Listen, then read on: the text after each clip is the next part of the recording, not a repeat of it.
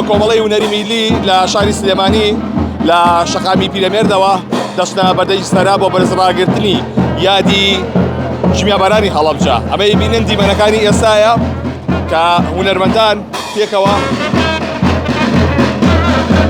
بە ماشە نیشتیمانیەکان یادی کارەساتی هەڵەبجە بەرز ڕادەگرن لە شاری سلێمانی.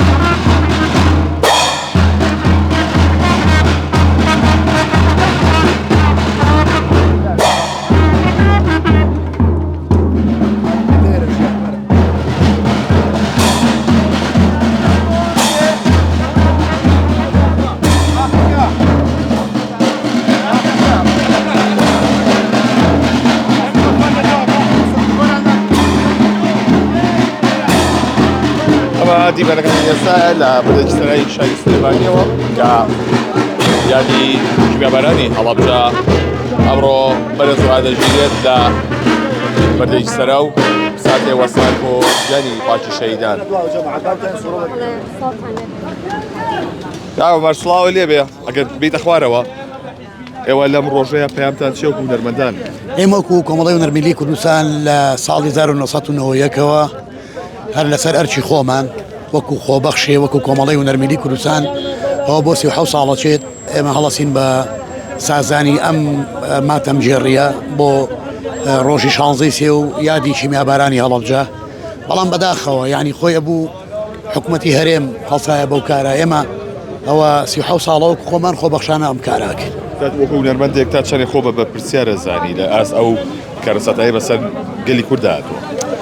من ئەتوانم لێرەوە بڵێم دیارە ئەو پێشمەگە قارەمانانێش خەباتیان کردووە، بەڵام ڕۆژی 16 سێ کە یادی چمیابارانی هەڵەبجەیە ئاو لەو ڕۆژەیە توانم بڵێم کوردی بە جیهان ناسە، چکە کارەساتێ بوو کارەساتی وا لە مێژووی مرۆڤایەتیا دووبارە نابێت و نەش بۆ نابێت.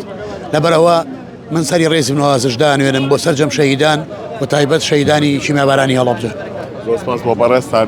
بەڵێ ئەوەی کە بینن لێ سەدا هونەرمەندان و کۆمەڵی هونەری میلی لێرن بۆ ئەوەی کە یادی چمیابارانی هەڵەبجە بەرز ڕابگرن لەم ڕۆژەدا و بە مارش و سرودە نیشتیمانیەکان ئەو یادا لە بەردەکی سەرای شاری سلێمانیەوە بەرز ڕادەگرن.